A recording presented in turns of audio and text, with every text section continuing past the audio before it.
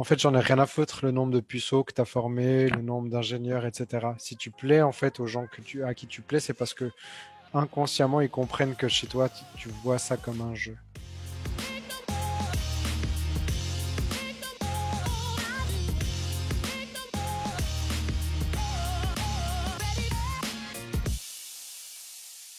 Le problème, c'est que mon identité, elle est un peu à l'arrache. Moi, je suis pas très différent des autres coachs quand on me voit maintenant, si on reparle de design. On voit coaching séduction timide. Bon, timide, ça va être un facteur différenciant. Mais si tu veux, il n'y a pas. Bon, peut-être drague de rue, peut-être le côté social game aussi, parce que je suis quelqu'un qui va parler beaucoup de la drague dans son cercle social, la réputation, tout ça. Construire un cercle d'amis, draguer au travail. Mais c'est pas visible, si tu veux, tout ça.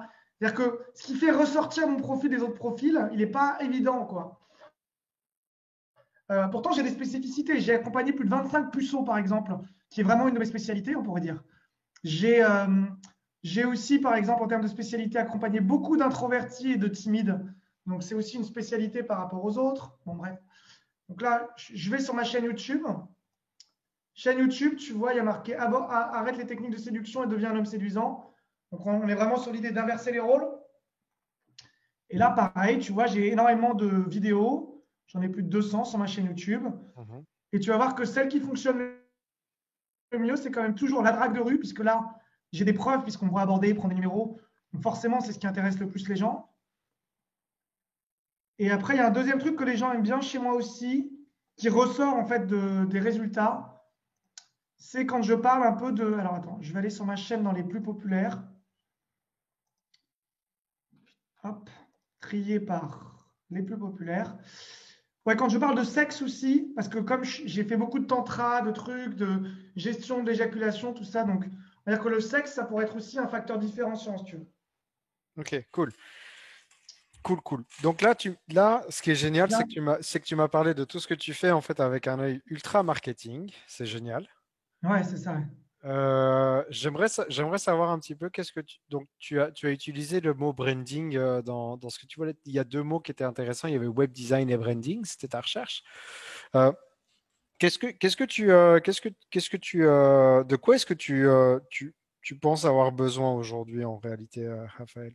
Euh, et en plus, ce qui fait mes différences, que je t'ai un peu parlé, c'est-à-dire bah, l'identité masculine, la sexualité, mais plus tantrique ou tout ce que tu veux, le côté plus drague de rue, le fait que j'accompagne des timides introvertis, même des puceaux ou des cas extrêmes, entre guillemets, c'est pas visible en fait, si tu veux, tellement.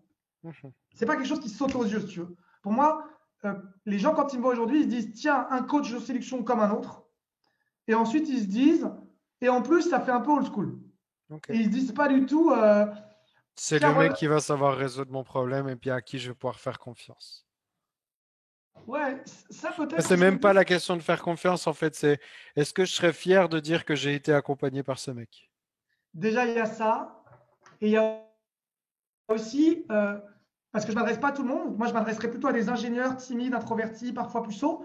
Je ne suis pas sûr que ce mec-là comprenne que je suis la meilleure personne pour lui répondre par rapport à un autre, si tu veux. Yes. Ok. Ok, ok. Ouais, bah, si déjà tu as des articles, des vidéos, des trucs en termes de contenu gratuit que tu peux me filer, moi je suis preneur déjà. Tu comprends l'anglais? Ouais, ouais, largement, ouais. Cool, cool, cool. Ouais. Et- Alors, contenu gratuit, déjà, ça m'intéresse. de toi à moi, je peux te dire que tous les arguments différenciants que tu m'as donnés, ce n'est pas du tout une différence marketing, c'est pas une différence de marque qui va, qui va prendre la sauce. C'est pas là-dedans où tu vas trouver ta réponse. Donc c'est génial parce que c'est plein d'endroits en fait sur lesquels tu vas dire ok bon bah écoute ça ce sont des mini arguments mais en réalité il y a un point commun qui est différent avec les autres. Il y a un point commun différent qu'il faudrait que tu trouves. Tu connais James Marshall ou pas déjà aussi? Parce que je Pas t'ai. du tout, pas du tout. Ah, peut-être regarde sur internet James Marshall 2 secondes, tu vas comprendre pourquoi de quelle image par exemple m'inspire. Ok bon lui c'est plus quarantenaire déjà, hein. Ouais, mais tu vois l'énergie, tu vois l'énergie. Moi, bien sûr, je serais plus trentenaire, mais tu vois l'énergie T'as pas la quand même même énergie. que ça apporte. Mec, t'as pas l'énergie. T'as pas la même énergie. Laisse tomber, t'es pas ce gars-là. Non, mais ce que je veux dire, c'est dans le côté sobre, classe, et identité masculine. Non, non. Tu fais fausse route. D'accord. Donc, au-delà, alors, ok, pourquoi je me permets de te dire ça? Non, non, vas-y, je t'en prie. Pourquoi? Parce que l'énergie que dégage James, en fait, est une énergie haute, c'est une énergie calme, c'est une énergie, en fait, posée et rassurante. Alors que toi, c'est une énergie, en fait, qui est beaucoup plus active, qui est beaucoup plus aérienne. Et ça va être difficile d'avoir la même posture que lui. Hmm. Et tu pourrais utiliser, en fait, les mêmes techniques que lui, pas de problème. Mais par contre, en fait, on parle du terme de posture. Ben, t'as pas la même posture que lui. C'est pas possible. Ouais. Et en fait, c'est, ça peut être une influence en disant, écoute, oui, il a des techniques, il a des approches que j'aime parce que du coup, elle me repose, tu vois, elle me pose ou je me sens posé quand je l'ai fait, etc. C'est cool. Par contre, il y a sans doute d'autres approches. Toi, tu m'as fait penser à un acteur. euh, il y a une photo là, dans la photo de ton groupe. Tu m'as Moi, fait j'aime bien. penser. Moi, si tu veux que je te donne des modèles masculins qui m'inspirent, sinon, par exemple, j'aime bien Hugh Jackman, tu vois, dans son côté un peu gros bourrin. J'aime bien ce côté, en fait, on va pas essayer non plus de faire de la sophistication à outrance. Et si je devais donner l'énergie masculine qui caractériserait peut-être la séduction que je propose, ce serait plus quelque chose comme le mec peut faire du blabla et être cool, ou même avoir de la profondeur dans sa conversation, mais il sait très bien être bien rentre dedans si c'est nécessaire, sans problème, tu vois, parce que c'est un peu mon caractère. Et il y a ce mélange de simple, dans le sens, on va pas se prendre la tête, on va faire simple, et en même temps un peu de classe quand même. J'ai pas envie que ce soit genre juste gros. Et du coup, dans Wolverine, tu vois, j'aime bien ce personnage de Wolverine, parce qu'il peut être en smoking des fois, mais putain, si tu l'en mets trop, ça peut être une grosse brute d'un autre côté, tu vois. Mhm. C'est pour ça que j'aime bien ce personnage, tu vois. Tu vois.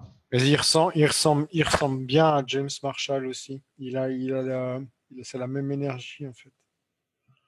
C'est la même énergie. Et je ressens pas ce calme chez toi en fait. Et je me pose la question en fait, pourquoi je ne ressens pas ce calme chez toi? Non, je suis pas calme comme ça, parce qu'en fait, là, moi, je suis en train de te parler d'un truc, mais que je suis pas dans mon expertise parce qu'on n'est pas en train je suis pas en train de te coacher. Par contre, ce que je peux te dire, c'est que à d'autres moments dans ma vie, quand je suis en train d'accompagner quelqu'un ou si je dois séduire une meuf, là, tu vas sentir de l'ancrage et de la stabilité. Mais là, effectivement, je te parle d'un domaine, c'est toi qui maîtrises.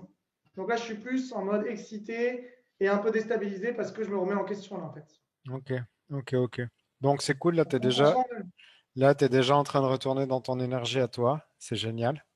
Est-ce que tu peux me parler un tout petit peu de la séduction, comment tu as commencé? Ouais. Après, moi, je suis quelqu'un de plus dynamique que Jess Marshall ou Mystery. T'inquiète. Vas-y, replonge dans ton énergie à toi. J'aimerais voir un peu qu'est-ce que t'es toi. Ok. Quand j'ai commencé, c'était il y a 10 ans de ça. Moi, je chopais déjà pas mal en boîte de nuit. J'allais au duplex, j'embrassais 4, 5 filles.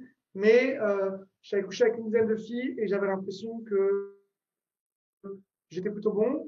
Euh, En général, moi, ce que je faisais, c'est que je parlais pas trop. Je taquinais un peu la fille, ensuite, je le rentrais dedans et je l'embrassais.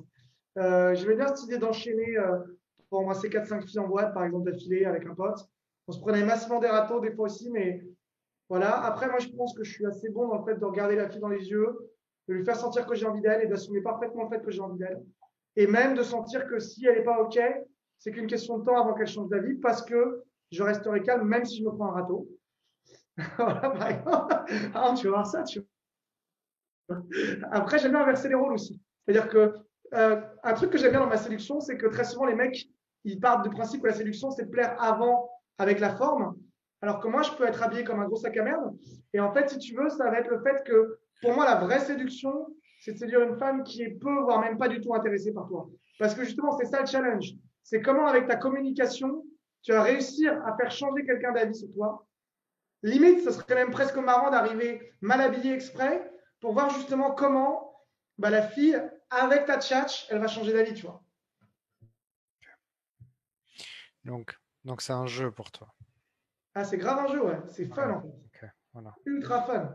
Ok. Pour James, là, machin, c'est pas un jeu. Pour toi, ça l'est. Mais ça, ça, c'est un vrai truc différenciant. En fait, j'en ai rien à foutre le nombre de puceaux que tu as formés, le nombre d'ingénieurs, etc. Si tu plais, en fait, aux gens à qui tu plais, c'est parce que inconsciemment, ils comprennent que chez toi, tu vois ça comme un jeu. et que c'est pas un jeu qui est avec un manque de respect. C'est un jeu en fait qui dit mais ça peut être amusant de séduire, ça peut être amusant de, tu vois, ça peut être amusant de devenir meilleur. Tu vois où je veux en venir? Carrément, ouais. Et là en fait, tu as une vraie différence. Tu prends d'autres mecs dans la séduction qui va se la jouer un peu, bah tu vois, tu reprends l'idée de Dragueur de Paris, dans on est dans le bad boy, dans le bad boy qui dit des mots, des mots graves pour pécho, quoi. Je te donne une autre image, mais tu vois, je fais exprès de la caricaturer histoire de te montrer en fait comment ça se positionne chacun, tu vois. Alors que toi, il y a ce côté en fait où il y a, il y a cette naïveté du jeu. Carrément, ouais, carrément. Et en fait, le vrai terme qui vient chez toi, c'est un peu c'est un peu je sais pas du tout en fait les claques qui m'attendent, mais en fait c'est la naïveté, c'est juste, je m'en fous en fait, tu vois, je les vois pas. C'est même mieux que ça. Je te dirais même que si je me prends des claques, ce sera encore plus marrant parce que Tu te personne dis- ne croira que je peux retourner la situation. Et je vais vous surprendre, les gars. Je me suis pris une claque et au final, je pécho quand même. Donc, Oui, oui, regardez c'est bien. genre, ouais, ouais, bah ouais, voilà. Et mais en fait, il y a un truc, il y a un truc avec le jeu chez toi qui est ultra fort. Donc là, on est sur un vrai positionnement. Et Séduire est un jeu. un truc qui m'excite quand tu dis ça, c'est même le fait de retourner une situation qui paraît désespérée. Ouais, ouais, ouais. Bah, en fait, aucune partie n'est terminée jusqu'à ce que, quoi, tu vois ce que je veux dire. Et C'est puis, ça. fondament, Par exemple, un moment qui m'a beaucoup amusé dans mes games, c'est quand j'étais dans Art de séduire et je poste un truc avec une conversation d'une meuf qui est une polonaise et je dis en gros, ouais, vous voyez, elle me répond plus trop. Et là, il y a tous les mecs qui disent, ouais, t'as fait des erreurs, t'aurais pas dû faire ci, ça. Et abandonne, passe à une autre. Là, t'es en train de te faire du mal. Ou tu sais, avec leur ton un peu pédant, genre, hé, moi, je suis l'alpha, hein, beau gosse, mystère, un peu comme mec. Je sais ce que je suis, hein, nanani, nanana, te dévalorise pas, etc. Et je leur dis, les gars, je vais arriver à la revoir. Je continue, je finis par la revoir et la pécho. Et après, je leur dis à tous, regardez la suite de la conversation, je l'ai revue. Et j'ai couché avec elle. Et là, t'as tout, et je tag exprès tous les mecs et je dis alors, comment ça se fait en fait par rapport à ce que vous m'avez dit? Et là, les mecs, ils me répondent plus. Il y en a même qui disent fake, tu fais ça pour faire de la pub, enfoiré. Et moi, je suis là en mode, les gars, juste, juste fermez votre gueule, quoi. C'est pas parfait, mais qui c'est qui a pécho, quoi, en fait? C'est tout, genre. C'est tout. Genre, je sais bien que vous êtes dans votre quête de perfection, les gars. Mais en fait, la quête de perfection, c'est pas ce qui fait la vulnérabilité, l'authenticité et la profondeur d'une relation, en fait. Et au bout d'un compte, la nana, ce qu'elle va sentir, c'est la persévérance, c'est l'humour, c'est la profondeur, c'est la connexion avec toi. Et ça vaut plus que toutes les techniques de merde de séduction, en fait. Voilà. si pécho est un jeu, quand est-ce que le jeu s'arrête? C'est très intéressant que tu parles de ça parce que j'ai beaucoup de gens que j'accompagne à un niveau intermédiaire avancé aussi. Et eux, leur problématique, c'est comment gérer justement des plans cul en restant éthique intègre, par exemple. Et un truc que je leur dis souvent, c'est écrire un code de déontologie avec finalement quelles sont les règles pour ne pas faire du mal et être honnête. Et ils vont écrire par exemple, OK, si j'ai envie d'un plan cul, je dis à la fille dans la première semaine que clairement j'ai pas envie de me poser. Par exemple, tu vois, c'est une des règles qu'on peut définir, mais j'ai pas non plus définir moi-même les règles. Je vais les laisser justement réfléchir sur comment eux, ils peuvent définir leur propre éthique par rapport à ça, par exemple. Ok, ok, mon jeu, mes règles. Quoi? Ouais, mon jeu, mes règles. Et les règles, on peut toujours se déconditionner et se reconditionner. On peut mettre des règles et les changer. L'avantage de Oui, créer, c'est ça. Si tu crées les règles, tu peux aussi les modifier. ouais, ouais, ok. Moi, j'étais allergique aux règles quand j'étais plus jeune. Ouais, Et ce pas étonnant. qui m'a fait changer, c'est que je me suis dit que quand je crée des règles, si elles ont un sens, c'est bien. Et si en plus elles n'ont pas de sens, on peut les rechanger pour qu'elles aient de nouveau un sens. Ouais. Dans ce cas-là, tu peux regarder un truc super intéressant qui s'appelle The Four Tendencies de Gretchen Rubin. Et puis tu vas regarder le profil du questionneur. Tu vas voir, c'est exactement ce que tu viens de me dire. C'est vrai qu'il y a quelque chose qui m'amuse dans le game, moi. Moi, je trouve ça très marrant. Bah, disons que pour continuer à faire ce business-là, alors que t'es avec ta meuf, tu vas bientôt te marier, puis que tu vas avoir des enfants, ouais, heureusement que ça t'amuse. Heureusement qu'il t'amuse. Non, mais en plus de ça, tu vois le sourire que t'as quand au moment où tu m'en parles, quoi. Ouais, c'est très marrant hein, de jouer. C'est vrai que je suis un grand enfant, moi. Je sais qu'il y a le parieur dans les archétypes hors-la-loi, mais c'est pas celui-ci. Ah, tu suis les archétypes toi aussi? Putain, Ah c'est ouais, fou ça. moi je fais que ça. En fait, alors c'est très très simple. C'est très très simple. Quand je connais tes 3 archétypes, ta marque elle est déjà faite dans ma tête. Ah, ok. C'est aussi simple que ça en fait. Ok, ok. Enfin, je te le dis avec beaucoup d'assurance, mais depuis le temps et tout, T'inquiète, t'inquiète, t'as pas besoin de te justifier. je surkiffe en fait.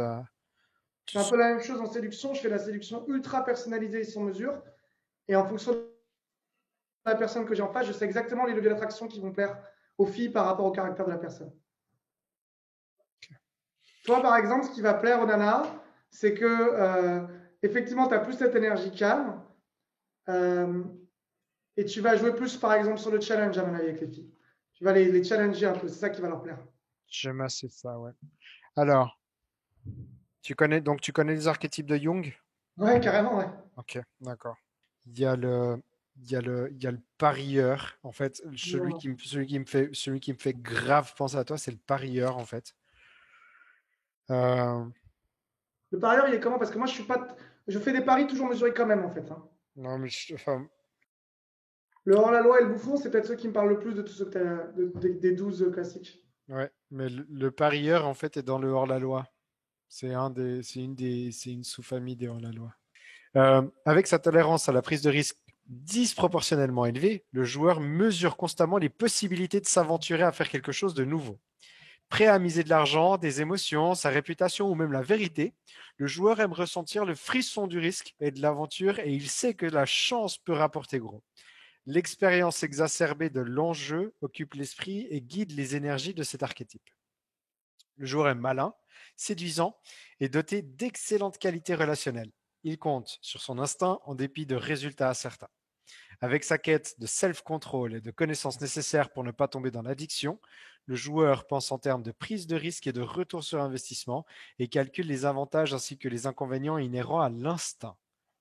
En cherchant plusieurs moyens de déjouer les pronostics, le comportement du joueur peut être vu comme une tentative de parvenir à de meilleurs résultats que ceux résultant d'actions ordinaires. Le joueur a tendance à en rajouter et à percevoir les victoires comme étant autre chose qu'une récompense, une sorte de domination sur le temps et par extension sur la mort.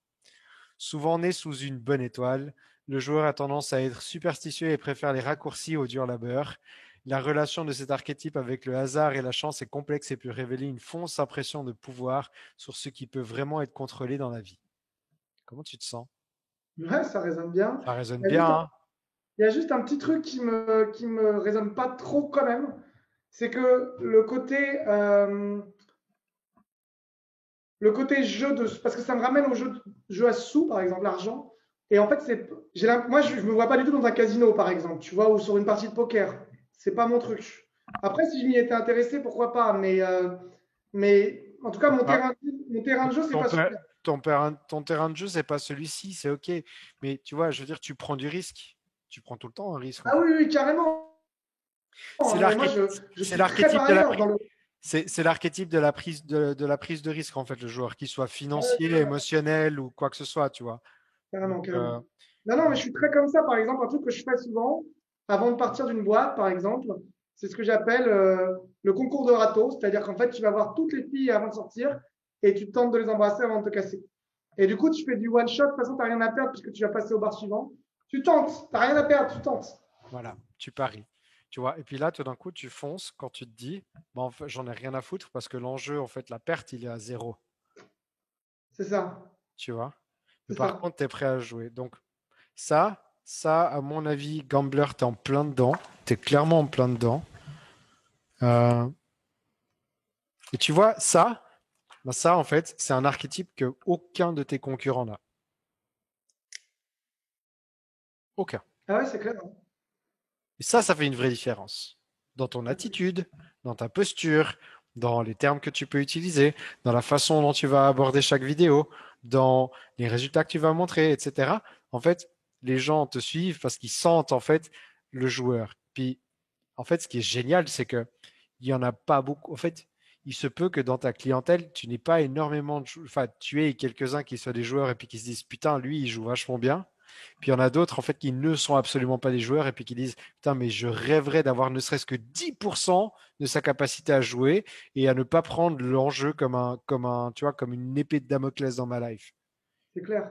Bah ouais, D'ailleurs, c'est toujours ce que j'essaie d'expliquer aux mecs, hein, c'est à quel point ils se prennent trop au sérieux parce que ce qui est intéressant dans le joueur, et tu l'as dit, hein, c'est qu'il n'a aucune attache avec son ego sur la vérité, il n'a pas de masque, il s'en fout parce qu'en fait, il sait qu'il peut toujours s'adapter en temps réel. c'est ça. Donc, il n'y a pas besoin d'avoir tout un tas de stratégies. Comme c'est très bien expliqué, si tu es à l'écoute et que tu es intelligent relationnellement, tu t'adaptes en temps réel en fait. Paf, paf, paf. Ouais. Voilà. Donc ça, c'est ta variante du hors-la-loi. T'es pas un vrai hors-la-loi, tu as un joueur. Fondamentalement, prends. Tu es dans le groupe empowerment et limitless scaling, donc prends. Si tu as l'occasion d'aider quelqu'un d'autre à côté, ben donne et puis on fait bouger ça. Fais juste bouger. T'as une belle énergie en tout cas, c'est cool de ce genre de philosophie, ça me plaît bien. Cool. Profite et puis voilà. Si tu as d'autres questions ou quoi que ce Après, soit, dis-moi. j'étais transparent dès le début, mais si je peux faire retourner la roue dans le sens inverse, j'aurais plaisir à le faire en tout cas. On fait ça, j'entends, c'est noté. Et puis moi, je t'envoie le texte. Alors bonjour, j'ai reçu en fait un accompagnement de Pascal Stéphanie. Donc du coup, je cherchais quelqu'un à l'époque pour vraiment améliorer tout ce qui est branding, image de marque et voir un petit peu comment je pouvais du coup créer une image qui soit plus impactante. J'avoue que j'avais une image complètement fausse du branding où j'imaginais que c'était complètement lié à notre client, qu'il fallait le surprendre en étant plus original ou des choses comme ça. Et Pascal a complètement retourné le truc et a beaucoup plus travaillé sur moi, sur mon identité. Il a notamment utilisé les archétypes de Carl Gustav Jung. En plus, moi, j'adorais du coup tout ce qui est psychologie avec Carl Gustav Jung. C'est quelqu'un que j'utilise beaucoup dans mes accompagnements. Donc moi, je suis coach en fait pour accompagner notamment les timides dans tout ce qui est le développement de leur vie sentimentale. Et Pascal m'a vraiment aidé là-dessus, sur le fait de réussir à trouver, au lieu de me concentrer sur finalement qu'est-ce qui pourrait plaire aux autres, qui en fait se concentrer à l'extérieur, il m'a recentré sur moi-même et il m'a fait me rendre compte qu'en fait mon branding il était beaucoup plus basé sur mon énergie à moi et ce qui allait pouvoir me différencier par rapport au reste du marché, c'est vraiment mon énergie à moi. Donc on a défini qu'en fait moi j'avais plus un esprit joueur et donc dans le domaine de la séduction ça change complètement les règles parce que dans le domaine de la séduction on est beaucoup dans il faut plaire, il faut avoir des codes, respecter les codes, être bien habillé, être riche, être machin et toutes les bêtises qu'on peut entendre. Et en fait moi j'ai toujours eu une séduction et aider les mecs à avoir une séduction qui est plus basée sur le jeu en fait, plus dans le arrêter d'être sérieux et plus s'amuser en fait, plus être dans quelque chose où on va essayer de ne pas forcément respecter les règles parce qu'on se peut permettre de sortir des règles si justement on s'assume, si on est plus soi-même, si on est plus authentique. Et justement, jouer avec les règles, c'est un petit peu ce qui fait ma force et ce que j'apprends aussi à mes coachés. Et du coup, le fait de prendre conscience qu'en fait, au lieu de vouloir me conformiser un peu au marché et tout ça, de justement faire ressortir cette part unique en fait de ma personnalité dans mon marketing, dans ma façon de communiquer, ça fait que du coup, je suis beaucoup plus à l'aise aujourd'hui pour impacter et les gens que j'attire en plus sont beaucoup plus attirés justement par mon côté fun, extraverti, etc. pour vraiment arrêter les techniques de séduction et beaucoup plus se baser sur quelque chose qui est de l'ordre du jeu, du fun et un jeu de couple. Enfin de couple ou de pré-couple pour les rencontres. Donc voilà, ça m'a fait un grand soulagement qui me permet d'être beaucoup plus authentique aujourd'hui dans mon contenu, d'être beaucoup plus basé sur ma personnalité et sur ce qui ressort par rapport à qui je suis, un homme d'action, un homme qui va prendre des risques et les gens du coup que j'attire aujourd'hui sont plus attirés par ça que par ce que je faisais avant, qui était plus dans l'idée d'avoir un branding qui correspond à ce qu'on peut imaginer du mec charismatique, discret, subtil, tout ça, alors qu'en fait, c'est pas du tout l'énergie que je veux transmettre. Du coup, c'est vraiment un soulagement pour moi d'avoir compris ça en termes d'image de marque et en termes de ce que je peux dégager dans mes contenus. Et donc, en l'espace de quelques heures, vraiment, Pascal m'a beaucoup aidé sur l'image de mon entreprise.